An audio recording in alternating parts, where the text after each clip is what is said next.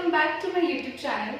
So we will continue inflation here and we will cover the topics measure to check inflation, inflation targeting and the steps taken by government to control inflation. So let's start. We will start from measures to check inflation. As सबको पता है I guess कि दो तरीके के use किए जाते हैं WPI एंड CPI. तो अगर किसी को WPI एंड CPI का मतलब नहीं पता है so don't worry, we will start from the very basic. WPI Wholesale Price Index and CPI Consumer Price Index. अब WPI क्या होता है? So WPI Wholesale Price Index, that is wholesale market कौन सी होती है? Where trading is done in huge volumes, like बहुत सारे shopkeepers, बहुत सारे प्रोड्यूसर्स जब साथ में एक मार्केट में काम करते हैं जहाँ पे ट्रेडिंग एक साथ होती है, that is wholesale market.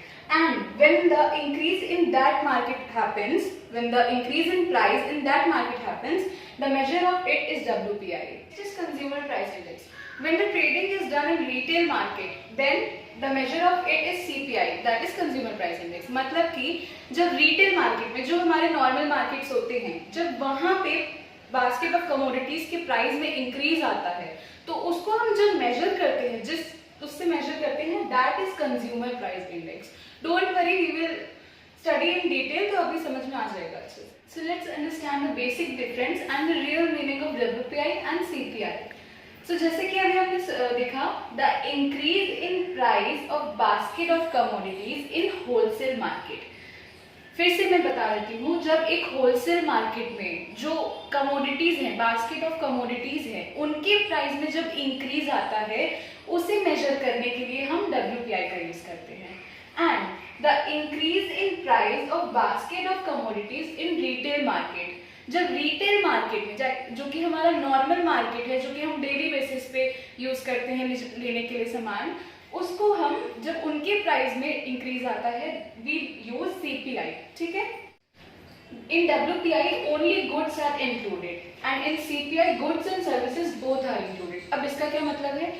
जब WPI मेजर किया जाता है सिर्फ गुड्स इंक्लूड किए जाते हैं, कोई सर्विसेज उसमें इंक्लूड नहीं की जाती है. सर्विसेज हमारी नॉर्मल सर्विसेज, उसमें कुछ उसका इंक्रीज नहीं इंक्लूड किया जाता है, जबकि CPI में किया जाता है. ऑल्सो नोट दिस, WPI में एक्स फैक्ट्री प्राइसेस पे इन्फ्लेशन रेट देखा जाता है. लाइक जो प्रोड्यूसर्स के पास जब वो अभी मैन्युफैक्चर हो रहा है तब उनके प्राइस में जो इंक्रीज आ रहा है उसे हम WPI में यूज करते हैं. जब आपके पास वो प्रोडक्ट पहुंच चुका है, उस प्राइस में क्या इंक्रीज आया, लास्ट ईयर क्या इंक्रीज था और अब क्या इंक्रीज, वो हम CPI में देखते हैं. बट WPI में जब प्रोड्यूसर के पास प्रोडक्ट होता है, उस टाइम पे जब उसने मैन्युफैक्चर कर लिया, उसने जो प्राइस रखा है वो पहले कितना था एंड अब कितना है, उसमें कितना इंक्रीज आया है, that is measured by WPI. Yes. So for example मैंने डायग्राम से शो किया है, एक होलसेल मार्केट है यहाँ पे, होलसेल मार्केट अगेन, देन यहाँ पे बहुत सारे शॉपकीपर्स हैं, इनका अलग अलग बहुत सारी कमोडिटीज हैं जो डेली बेसिस में नहीं भी यूज किए जाते हैं, वो भी यहाँ पे आपको मिलेगा. होलसेल मार्केट में सब कुछ अवेलेबल रहेगा. ठीक है. देन हमारे रिटेल मार्केट में जो डेली आइटम्स होते हैं और जो नेसेसरी है हमारे वीकली बेसिस, मंथली बेसिस, इस टाइप में जो यूज किए जाते हैं, that is for retail market. ठीक है. WPI is published by DIPP, Department of Industrial Policy and Promotion, under the Ministry of Commerce and Industry. Monthly basis पे WPI release किया जाता है. And CPI published by CSO, Central Statistics Office. It is also released on monthly basis. In 2012, Government of India appointed Soumitra Chaudhary committee. इस committee को appoint किया गया था WPI को रिवाइज करने के लिए, उसमें चेंजेस करने के लिए, ताकि उसको और अच्छे से इम्प्लीमेंट किया जा सके, उसमें हम क्या क्या चेंजेस कर सकते हैं कि उसे और अच्छा बनाया जा सके. सो क्या रिकमेंडेशंस किए गए थे? सबसे पहला तो बेस ईयर चेंज किया गया था. बेस ईयर क्या होता है? Base year is the year on the basis of which we compute the inflation of an economy. Definition हो गई है तो, बट एग्जैक्टली होता क्या है? सो बेस ईयर एक ऐसा ईयर जिससे कि हम अभी प्रेजेंट ईयर के इन्फ्लेशन रेट्स को कंपेयर कर सकें. फॉर एग्जाम्पल, अभी प्रेजेंट ईयर में जितनी भी कमोडिटीज में जो इंक्रीज आया है उसका इन्फ्लेशन रेट निकाला जाएगा.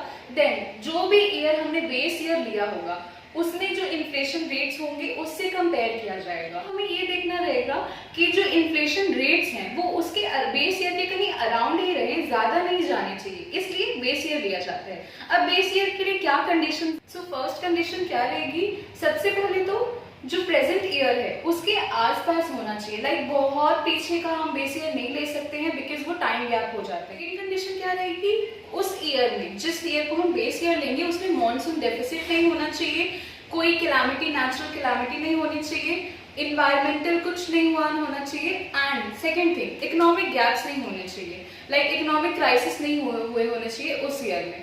सो ये कंडीशन रहती हैं। लाइक आपके उस ईयर में एक जिसको हम कहते हैं नॉर्मल ईयर होना चाहिए। सो उस ईयर के इन्फ्लेशन रेट्स निकाले जाएंगे, उस ईयर का जीडीपी एंड जीएनपी सब निकाला जाता है, देन उस रेट से अभी प्रेजेंट ईयर के कंपेयर किए जाते हैं, दैट्स बेस ईयर। ठीक, on the recommendations from Soumitra Chaudhary committee base year को चेंज किया गया है। बेस ईयर डब्ल्यूपीआई के लिए 2011 to 12 फिक्स किया गया है। प्रीवियसली इट वाज 2004 to 6 ये रखा गया है। देन सेम सीपीआई में बेस ईयर 2012 रखा गया है and recommendations are from Urjit Patel committee.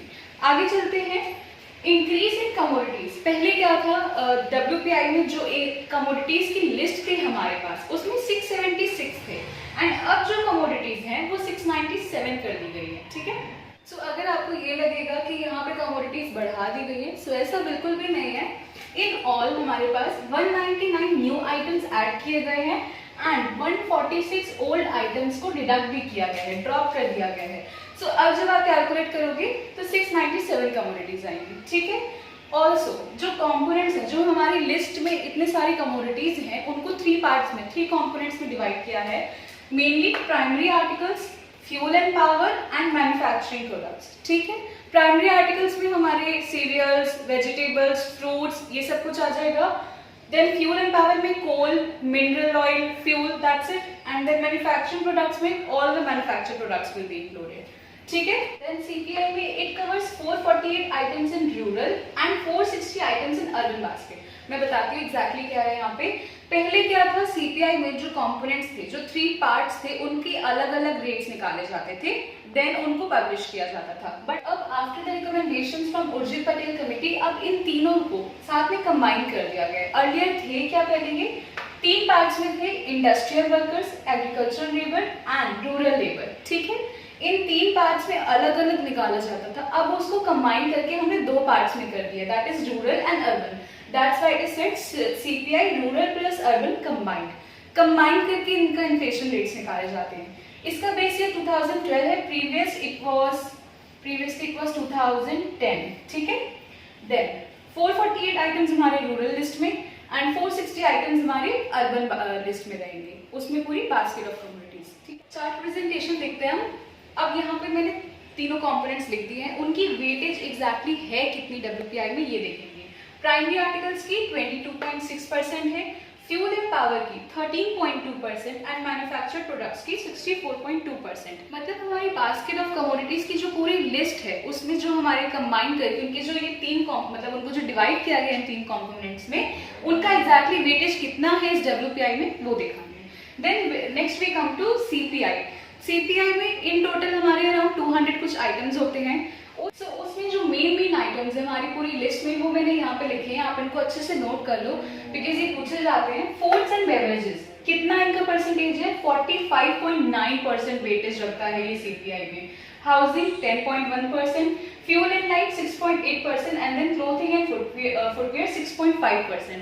So this was WPI and CPI. I guess यहाँ पे सबको WPI and CPI all clear हो जाएगा, क्लियर हो गया होगा अब तक। तो next topic is inflation targeting. Inflation targeting, a choice और अ नीड। अब ये होता क्या है? Inflation targeting government in 2013 appointed Urjit Patel committee. अब ये क्यों अपॉइंट करी गई थी? एक तो आपको जैसे मैंने बताया इन्फ्लेशन रेट्स में पूरा कैसे हम चेंजेस ला सकते हैं उन सब चीज़ों में, एंड इन्फ्लेशन टारगेटिंग इनका मेन ऑब्जेक्टिव था। इसमें इनको रिपोर्ट बतानी थी कि हम ऐसे क्या चेंजेस करें कि इन्फ्लेशन को कंट्रोल किया जा सके। पहले आरबीआई वाज कंफ्यूज्ड कि हम ग्रोथ को प्रमोट करें या फिर इन्फ्लेशन को कंट्रोल करें, बिकॉज दोनों ही अपोजिट हो जाएगा। So Government of India gave the function of controlling inflation to RBI. Since 2015 RBI को strictly एक फंक्शन दे दिया गया। उनका सिर्फ एक मेन ऑब्जेक्टिव था कि अब आपको सिर्फ इन्फ्लेशन ही कंट्रोल करना है और कुछ नहीं। ठीक है, So MPFA was signed between Government of India and RBI with only one objective, that is to control inflation. MPFA, that is Monetary Policy Framework Agreement, किसके बीच में साइन हुआ था? Government of India and RBI. तो अब वो बिल्कुल भी confuse नहीं है आरबीआई, उनको पता है कि हमारा सिर्फ एक ही टारगेट है, that is to control inflation. Urjit Patel की कमेटी के रिकमेंडेशंस पे ये हुआ था, ठीक है। इन्फ्लेशन टारगेट क्या दिया गया है एग्जैक्टली? गवर्नमेंट ऑफ इंडिया ने क्या टारगेट दिया है? That is it is 4% ±2% basis points. That is, मैं थोड़ा इजी कर देती हूँ, 4% इन्फ्लेशन आपको मेंटेन करना है, मतलब इतना it is normal, it can go up to 6% जा सकता है and it can fall up to 2%, that is ±2%। इसका ये जो मैंने लिखा है ±2% बेसिस पॉइंट, इट मीन्स कि मैक्स टू मैक्स ये 6% तक जा सकता है and it can least fall up to 2%। इससे नीचे अगर वो गिर रहा है इन्फ्लेशन रेट या फिर 6% से ज्यादा जा रहा है inflation rate, then RBI is asked, उनसे पूछा जाता है कि ऐसा क्यों हो रहा है, and RBI have to ready with 3 answers. क्या आंसर्स होने चाहिए उनके पास? 3 कंडीशंस रेडी होनी चाहिए कि ऐसा कॉजेज, फर्स्ट ऑफ ऑल ऐसा क्यों हुआ, विद व्हाट टाइम ये कवर हो जाएगा, and what are they going to control the inflation, मतलब वो क्या स्टेप्स लेने वाले हैं। ये 3 कंडीशंस रेडी होनी चाहिए आरबीआई के पास। Also every 6 months and report is presented by RBI कि क्या प्रेजेंट मूवमेंट्स होने वाले हैं इन्फ्लेशन के या क्या प्रेजेंट ईयर में चल रहा है इन्फ्लेशन के। So all this is inflation targeting. Main government का ऑब्जेक्टिव यही है इन्फ्लेशन टारगेटिंग से कि हमको इन्फ्लेशन कंट्रोल करना है। ओके, एक और पॉइंट मैं इसमें ऐड करूंगी, CPI effects all individuals. WPI सब इंडिविजुअल्स को इफेक्ट नहीं करता है, बट सीपीआई सबको इफेक्ट करता है। ऑल्सो इन्फ्लेशन टारगेटिंग के लिए सेंट्रल गवर्नमेंट और जो आरबीआई है ये दोनों 2015 से सीपीआई को यूज करते हैं, ठीक है। इन्फ्लेशन टारगेटिंग को निकालने के लिए, मेजर करने के लिए, इन्फ्लेशन टारगेट करने के लिए CPI is used, CPI combined, that is rural plus urban, जो हमारा न्यू सीपीआई है सिंस 2015 इट इज यूज्ड, ठीक है। Now we will discuss steps taken by government to control inflation. हमारी गवर्नमेंट ने इन्फ्लेशन को कंट्रोल करने के लिए एग्जैक्टली क्या स्टेप्स लिए वो देखेंगे हम। Hoarding and black marketing. So what is hoarding? जब एक एसेंशियल कमोडिटी को बहुत ज्यादा स्टॉक कर लिया जाता है, जैसे कि कोई यहाँ पे सप्लायर है, उसके पास प्रोडक्ट्स आए, उसके पास कमोडिटीज आई और उसने एक्स्ट्रा अमाउंट में एक्स्ट्रा स्टोरेज करके रखी है अपने पास ताकि वो बाद में सप्लाई कर सके, और मार्केट में क्या होगा, मार्केट में शॉर्टेज हो जाती है, तो वो जब एक्स्ट्रा अपना स्टोरेज करके रखते हैं, that is called hoarding. Black marketing तो सबको पता ही है, जब वो एक्स्ट्रा स्टॉक कर लेते हैं और फिर जब शॉर्टेज हो जाती है तो ब्लैक में बेचते हैं, ठीक है। उसके लिए हमारी गवर्नमेंट ने क्या किया है, स्टेट गवर्नमेंट को स्ट्रिक्ट एक्शन लेना होता है under the essential commodities act 1955 and under prevention of black marketing and maintenance of supplies of essential commodities act 1980। ये 2 बहुत ही इंपॉर्टेंट एक्ट हैं, आप नोट कर लो, बिकॉज इनके अंडर में आपको स्टेट गवर्नमेंट्स को ऑर्डर दिया जाता है टू स्ट्रिक्ट एक्शन लेना होता है जो ये होर्डिंग और ब्लैक मार्केटिंग कर रहे होते हैं। ऑल्सो जो हमारी कोई भी ऐसी एसेंशियल कमोडिटी जो कि नोटिफाइड हो चुकी है एज एसेंशियल, उनको गवर्नमेंट एक्शन ले सकती है कि उसका एक्स्ट्रा कहीं भी उसको स्टोर नहीं करना है। गवर्नमेंट उसके लिए स्टेप्स बना सकती है कि कहीं पे भी वो एक्स्ट्रा स्टोर ना हो सके। Okay, next is goods and services tax introduced.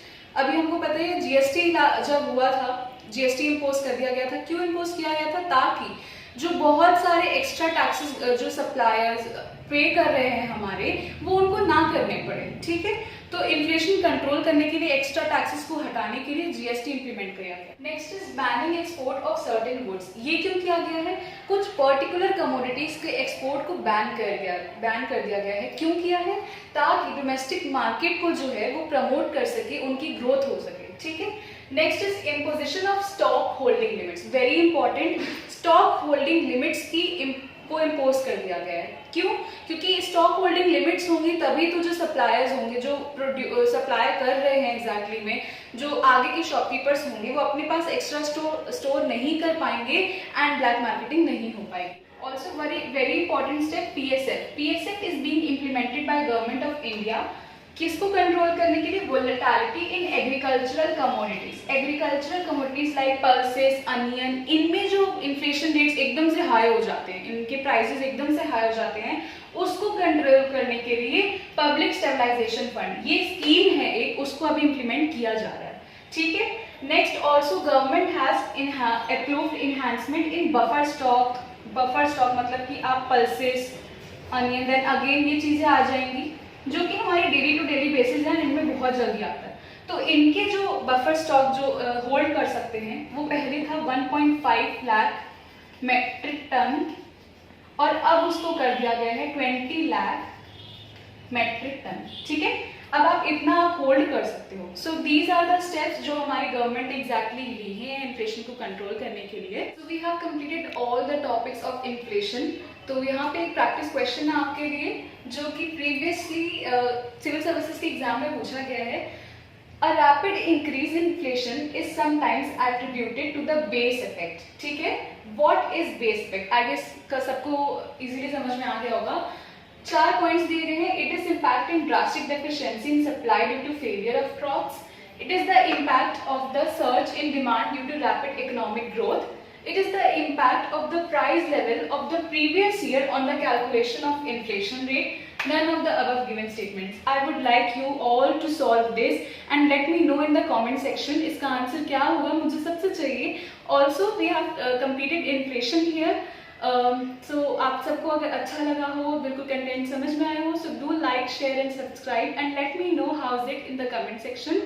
Also we will be coming with another video of another topic. So if anyone wants कि मैं एक particular topic पे video बनाऊँ, so आप वो भी मुझे comment section में बता सकते हैं। I will be eagerly waiting for all of the answers. Thank you very much for watching.